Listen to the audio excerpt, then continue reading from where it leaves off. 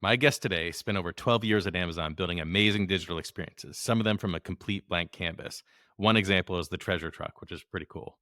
She now works at Chewy on their loyalty product. If you aren't aware, Chewy has one of the best loyalty programs out there. We discuss customer led culture and how it can be the great equalizer across product, technology, and business. We explore what it takes to get a new product off the ground, not easy, and do it without leaving a trail of bodies and burned bridges behind you. We also talk about competing priorities and the simplification of vision. It was a lot of fun. Please welcome Remya Narayana Swamy. Remya, thank you so much for joining me. Thank you for having me. I'm glad to be here. I'm really excited to talk to you. Last we spoke, I just loved hearing all the various experiences you've had, and they're very, very interesting. One that I wanted to start with is there are many different types of cultures, or many nuances to different types of cultures. You've been in some very different ones, and I'd love to explore what is the big difference between a product led culture and a tech led culture, and what do you see as some of those pros and cons and experiences that you've had? I would say there isn't a big difference. I think it depends on where the company is really focused on or an organization is really focused on. Um, a lot of times companies that are consider themselves or are known for tech-led culture, it just means that they are in the technology space, in the advanced technology space, and they use that as an advantage to themselves for their growth and for their evolution, and that's where they Mhm. kind of have an upper hand. Typically what that translates to is your technology leaders have a higher influence, for example, or the engineers are making the decisions, or they get to decide what is higher priority. And I think there are some organizations and cultures where that's what a technology led culture sort of translates to. In the ideal world, companies that use technology to their advantage for their growth to address their customer problems, that kind of should be considered as a technology led culture. Um, I wouldn't say product led is very closely tied to technology, but it's a little bit of like, do you develop the technology first, or do you define the product opportunity or the customer problem first? Um, and I don't think there is a very clear, this is the way to go. I think it can be either ways. I would say companies where um, and I usually like to put together product and technology together. And then Mhm. you have companies where it is a very business or revenue focused culture. So your product and technology are enablers, but your primary thing that you sell are products that customers buy. So, for example, if you are a Starbucks, right, you're selling coffee. That's the thing that really matters. I mean, coffee and other things. And whereas your technology team is enabling everything that is helping you sell the coffee to customers, whether that's the digital app or whether that's the point of sale application. And so, similarly, Airbnb is another example where their app and all that technology product ecosystem, the software product ecosystem, is an enabler to help tenants lease apartments or houses or rooms or whatnot, right? And I think in this instance where the business is, it's a business led culture. Typically, again, what it means is that how you orient yourself towards the problem, and how do you start with the point of view of revenue generation, profit generation, and how does that translate into what individual teams own and run with? I would say at the end of the day, I'm biased because of my background at Amazon as well as now at Chewy. I think it should be customer led culture. Mm. Start with the customer always, identify what the customer problem is, identify what your solutions are, and then use all your um, cultures, teams, your org structure to your advantage to go solve customer problems or customer opportunities.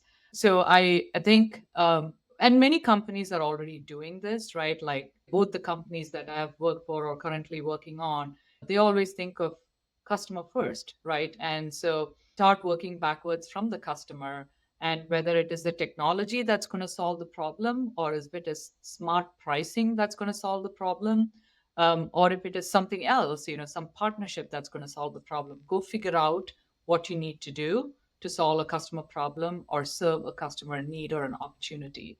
So I think we should rephrase everybody, I think, should rephrase themselves as a customer first culture rather than a business led or technology led culture. I couldn't agree more, and that's the great neutralizing leveler across the organization as well, right? Because I know the pitfalls I've Exactly. always seen is that whether you're product led or technology led, what it ends up happening is egos get out of control, right? And all of Yeah. a sudden, the product designer is the god amongst the organization, and everything they say is right, and or the technology leaders say, "Hey, unless the technology is perfect, everything else you guys are doing is useless." And that's Right. no good for anyone. And if you just have that reminder of, hey, everyone get their egos in check, we're here for the customer, then that really balances things out. I love that. Yeah. Something that I always have, I used to have this written down on my desk, which is collaborate with a growth mindset and without ego. That's just what you said right now, which is it's just so important that when you're coming together, and we can get more into this later on, but it's as you approach a goal or an objective or uh, a problem, there is, and once you get to a certain level, there is no individual group or team or person that can solve the problem. It has to be multiple functions coming together. And when you are in that scenario, you have to learn to collaborate, without ego, take feedback with a growth mindset, and that's what will allow you to make faster decisions and allow you to get something out to your customers and serve their need faster. Yeah. I've seen this one common pitfall in product led cultures. And I'd love to kind of explore this a little bit. Is there's an initiative to fix the back office systems, service, support, financials, all of that, because ultimately that does impact the customer's experience, right? But usually there's some point of that roadmap where, in order to make it all work together, you've got to get some items on the product roadmap. And product, they'll push back and say, we don't have any room on our roadmap for that because we're just obsessed with our product and that's the only thing that matters. And then, something that should have taken 6 months is now years long initiative that's never getting prioritized. And all the while, the customer has a horrible experience. And so I'm curious if you've seen that, and any ways to kind of break out of that pattern, and get the priorities realigned. Yeah, no, that's a very common pitfall, as you mentioned, right? Typically, what these start off as is, what we call as paper cuts. So a Mm, little bit of an issue here, for example, supply chain is not optimized, or, we have some inventory issues, packaging is off, and they are like small problems, right? And to your point, the product team might be like, oh, yeah, we'll get to it, right? But right now, the most important thing is get as many of these out to customers, sell as many, hit our revenue targets. And then these small problems now collectively, they start manifesting as bigger problems. mhm. And in the worst case scenario, you could end up with something like a recall, right? And so I know this is kind of a bit, I don't know if it's too soon to bring this up, but the whole Boeing scenario that just happened, I'm Oh sure, yeah. I'm sure they're inspecting, and as they go deeper and deeper, it's probably a few things here and there that they cut the corners, compromised, and then it manifested into this big problem. And I think the key is, and here's where I have sort of seen success in sort of balancing that. Okay, we want to keep growing, we want to keep growing our top line, but at the same time address all of these paper cuts that we come across, which is there are pretty straightforward frameworks you can use. You can say, okay, if you have X% of resources to build products, fix your back office issues, then you kind of say, okay, we're going to spend 70% of our resources to addressing the top line goals. We're going to spend 30% of our resources to address all of our paper cuts. How do you prioritize what your paper cuts are? And this is where, you obviously need to look at which ones of these could become a trust buster.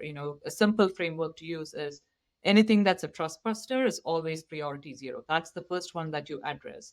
And Interesting. it's not just whether it's a trust buster right now, but can it be a trust buster in the future? An example could be like, and this happens more often than you would think it would happen, but like a product that is being sold with one retailer, let's say it's like selling at $10, and then you're listing the same product in another retailer and it's like $9.50. Customers don't like that, right? And so they want consistency. And this could just be because in the back end you're using different spreadsheets that are not talking to each other, but it could manifest into a big trust issue, if not a PR nightmare. So those are the ones that you always, trust busters always take priority over anything else. And I'm sure I don't have to repeat this, but like once you lose customer trust, it's very easy to lose customer trust, very, very hard to earn it back. So that goes high up in priority. And then you can decide your prioritization based on the impact, right? So, for example, if your goal, and when I say your goal, I mean either your organization's goal, your enterprise wide goal is revenue growth, then you prioritize all of your initiatives based on what's going to have the highest impact on your revenue growth, right? And so you can very much align all your initiatives to one particular goal. But the conflict is when you have a revenue goal and then you have, let's say, like a quality goal or a bottom line goal, your profit goal, right? And in these scenarios, teams can develop mechanisms to help understand and make prioritization trade-offs if there is clarity from leadership on what is the enterprise-wide goal, or if you are, if your organization kind of like reports at the VP level, what Hmm. is the VP's highest priority? And that needs to be very, very clear. And typically, there is also a life cycle that goes through, right? If you just launched a new product or a new service or you're a new company, you can definitely, prioritize customer acquisition goals and revenue goals. But once you get to a certain stage of maturity, you do have to move multiple goals in parallel. However, when, yes, you can move multiple goals in parallel, but there is a limit to how many you can. Even if you are a large mature organization with hundreds of thousands of people, you still have to decide what are your top 3 to 5 priorities, and so Hmm. that then the rest of the organization can sort of rally behind those priorities, and that's how you can move the needle on those. So if you, again, as the leader, you're setting the goal of, like, let's just assume that quality and revenue are your top 2 goals, you have to set a framework that will allow the teams to then make trade-off decisions when push comes to shove, what's more important. And there are ways to do this in a very quantifiable, like, you can, as I said, you can come up with a framework on how you would assess impact or analyze impact to drive each of these goals, and then you can sort of quantify that. Or you can also have mechanisms where you not just look at the quantified impact, but also, some of the qualitative or subjective impact. And this is what I meant by, like, PR concerns or trust buster issues. And, so you kind of have to identify what's right for you. But the most important ones I would say is clarity in the prioritization of the goals themselves, which will then translate into individual initiatives. What do you like? How do you allocate your resources, etc.? That's great. Man, that clarity is sometimes easier said than done, right? Especially in changing environments. But yeah, where we see it really successful is making that clarity and that vision portable. And when we say portable, that's that people can take it through the hallways with them and they really understand it and they can hand it off to someone else in any given moment of a conversation. But what I really loved your idea of essentially a paper cut budget, right? Like there's a lot of times where we see there's a run the business budget and a grow the business budget. But in between there, if you're missing that paper cut budget, then that's really where you get into trouble. And I think the balancing act too is your paper cut budget can't be a band-aid budget, right? You need to be able to fix those things the right way rather than just death by a thousand band-aids as you grow. Exactly. And one of the most important things, and by the way, if you're sitting at the super high level, right, like if you're a VP or even a CEO, you're not going to be able to identify or understand your paper cuts. You need to empower your teams to bring that up and to surface that. And for that, the leadership of any organization needs to develop a culture that would allow the folks who are closest to these paper cuts to surface them at the right level and be able to um, walk leadership through, hey, here are the consequences of if we don't understand this. If you don't develop that culture, then yeah, as I said, it can become one, 10 different paper cuts can become this big blown up issue. That's one of the pitfalls that I've seen why paper cuts do end up blowing up, because there isn't a culture where these are highlighted or brought up enough number of times to drive even the awareness. And that's why, like, typically people at the top, like, they are not aware of it because they're not aware of it. They can't be aware of it. It's not the fault that they are not aware of it. The mistake they did is they didn't set the culture or empower the people to get themselves be educated on those kind of issues. That's great. Yeah, it's funny. You see these things in the news, and some people will say, "How could this happen?" And I think you and I, and probably a bunch of people out there, are like, "Oh, I know exactly how that happens." Yeah, I know.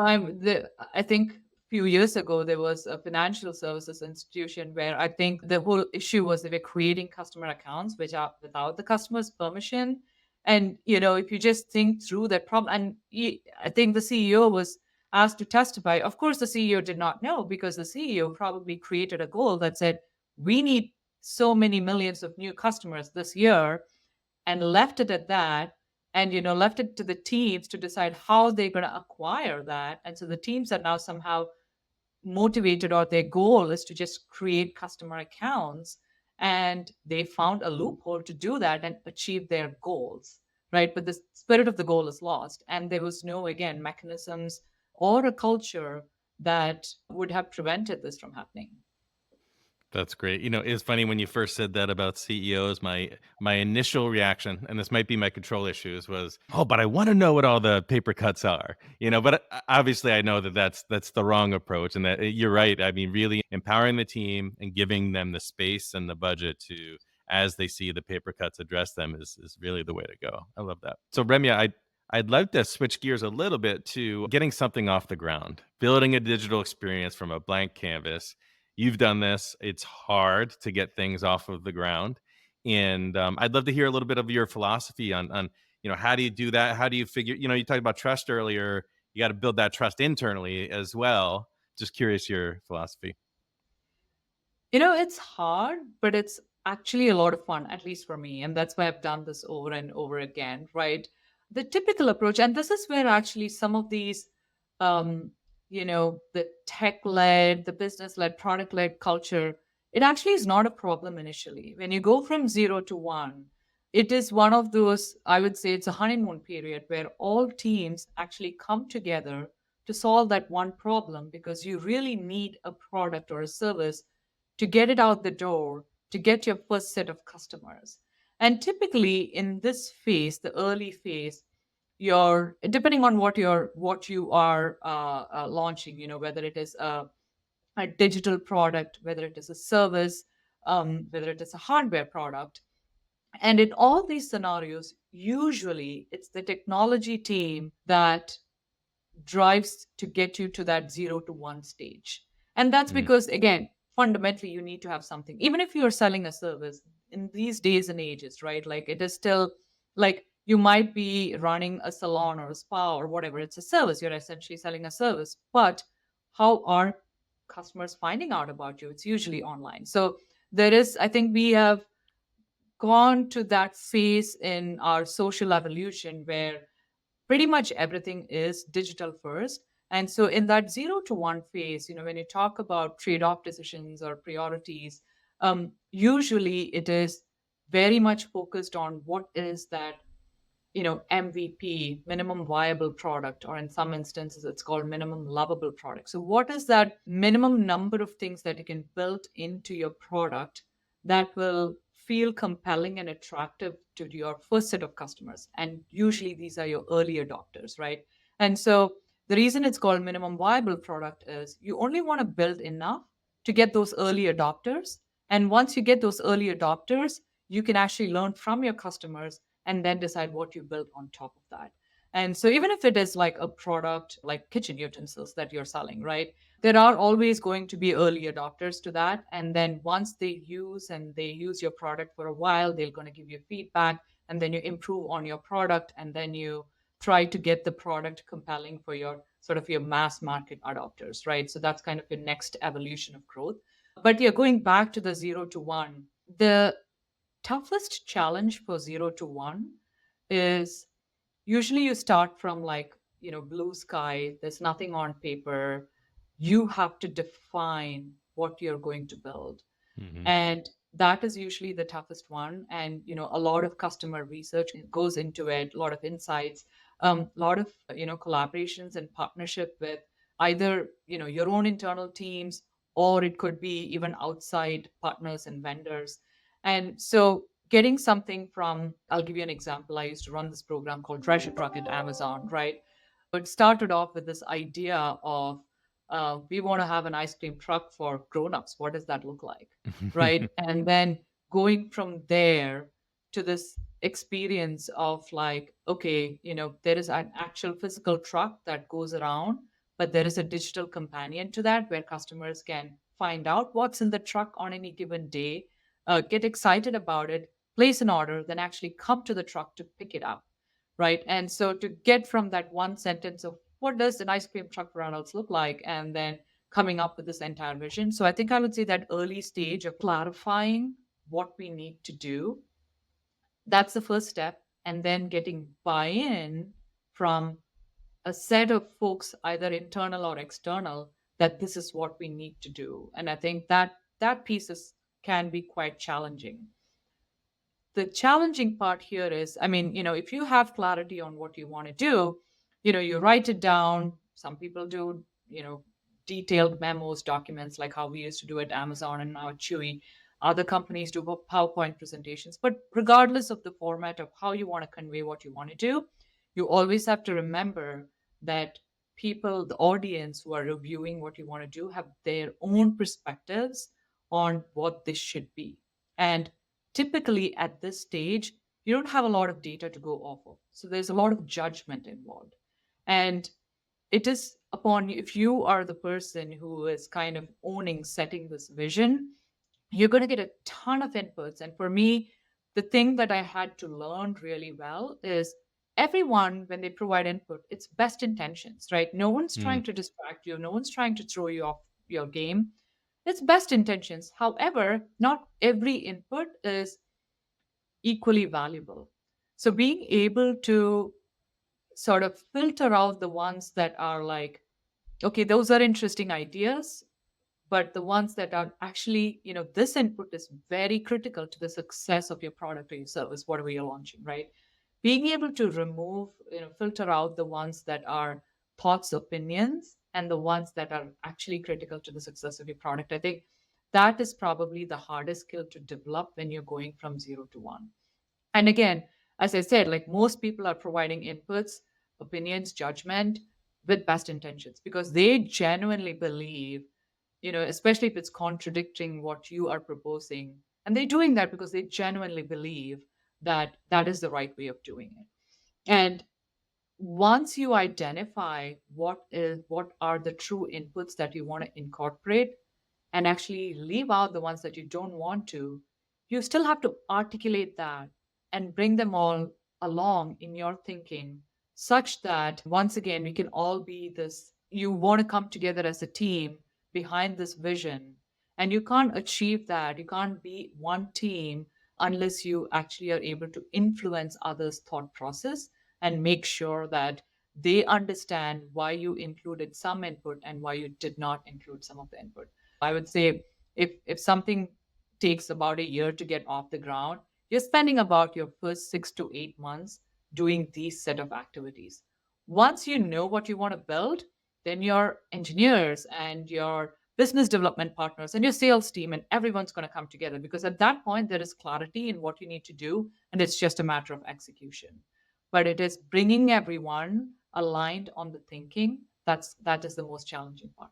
It sure is, and you're dealing with humans, right? And humans, Right. they don't wanna be left out, and they wanna be heard, and I like what you said about as far as, it sounds like you have an approach to make sure that they're at least heard and they Yeah. understand why it's not in there. What I've always find amusing is anytime I come across one of these blank canvas things that people get excited about, there's inevitably some point where there's gonna be a workshop, and the attendee list to the workshop all of a sudden blows up to this incredibly large number because everyone's peeking around the hallway like, oh, what's that cool thing you're working on over there? I want to be involved in that. It's that, or it's, hey, is this going to turn into a mess that I need to clean up later? I get better get involved now, right? And yeah, I find just taking a scalpel to that attendee list and saying, okay, who really has sign off and authority here versus someone that just has a nice to have information and that they're going to provide. It can be tough though, Yeah. taking that scalpel. It's like a wedding list, you know? Yeah, it's there is a standard sort of framework that you use for these, like it's called a RACI list: who's responsible, who's accountable, who's consulted, who's informed. And so if you are a large organization, like especially a matrix organization, sort of identifying um, each stakeholder or partner, where do they fall, and actually sharing that with them. And I'm a big believer in transparent communication. Again, we talked about earning trust or losing trust of customers, but it's equally important, make sure you earn trust of your internal partners and your collaborators and your team members, right? And so a transparent open communication is very, very important. And to your point, like, there is the cool thing happening. In fact, one of the projects that I worked on, we actually had a locked door, right? Because it was so secretive. And so only those who have the permission or like the key code can actually get in and see what's happening. But then to your point, right, if you are at the if your team is impacted by this new cool thing but you have no idea what that is, you're going to get nervous. And so it's important, the person who's responsible or who owns this new initiative, that they either share the right set of information with everyone else or understand, right? You may not, like if it's a secretive project, you may not be able to share what it is. So understand what their concerns are and either make sure you proactively address them or at least let them know that, hey, I heard you. And I'm going to make sure that when it is the right time for you to know what this program or project is about, that this is your feedback's already been incorporated. So it's very important to, as I said, like to hear them out, make sure that you don't like drop a bomb on them when you're ready to go. And Hmm. that's again a common pitfall because a lot of these cool new projects are, usually top down or there's a lot of senior leadership interest. And then many companies and organizations, you kind of get your way, right? Because it is the most important thing that the company is doing that particular year. They get all the resources that they need. And so it is very common for that to happen, and all of the other stakeholders feel left out or they feel like they have to pick up all the mess that you left behind. And for people who are in these cool new projects, it's important to remember 6 months after you launch, you're no longer the cool project and you have to still work with all of these people. And so you better not burn those bridges just because you got the opportunity to work on a cool new project. That's a really good point. Yeah, that locked door makes it that much more exciting for others as well. But man, yeah, the not burning bridges thing is so critical to keep top of mind on that one. Yeah, and I'm also a big believer, as I said, like maintaining that transparent, open communication, even in instances where you are just hearing them out, right? What are their concerns? It actually does help you inform the direction of what you're trying to do. That entire conversation may not be directly applicable to what you're trying to accomplish, but there are always these nuggets. And those are very, very important because there is no other way to get that information unless you're having the conversation with that particular person or that particular team. And so as I said, like I always start from a place of trust and I always believe that everyone has best intentions. They may not have the best ways or the mechanisms, but that's secondary, right? If they have the best intentions, it's on you to kind of understand what their inputs are, and then, you can probably help create the right mechanisms as well. Couldn't agree more. I always love going through the process of divergent and then convergent thinking. And during that divergent process, that's when it's like, give me all the ideas, right? But just know we're going to be going through a convergent phase here because we Right. can't just have 1,000 different ideas all at once. Yeah. Yeah, exactly. And that's another pitfall as well. Like, we talked earlier about different teams or departments within the company having different priorities and power struggles and all of that. One of the reasons why that happens is because a company or an organization or a unit has too many priorities, right? Like if you have 12 priorities, no company has the resources to accomplish 12 priorities in a single year, right? And Hmm. then it becomes very apparent very quickly in the planning cycle that we don't have the resources to accomplish all of those 12, and then it becomes a bit of a power struggle. And this is where leaders really have to step in and say, oh no, we're going to focus on these three. I love that. I always like to, in setting goals, kind of imagine yourself a year from now and what really needed to get done looking backwards, and that helps whittle down those items. Remy, I really love hearing your stories. I could hear them all day. I always like to finish these with the fun question, which is in life, in your career, wherever, what's the best advice you've ever received? Be true to yourself. I have re examined myself multiple times in the context of what I want to accomplish. And, this kind of comes back to both the culture, the company culture that we talked about, but also, who I am as an individual.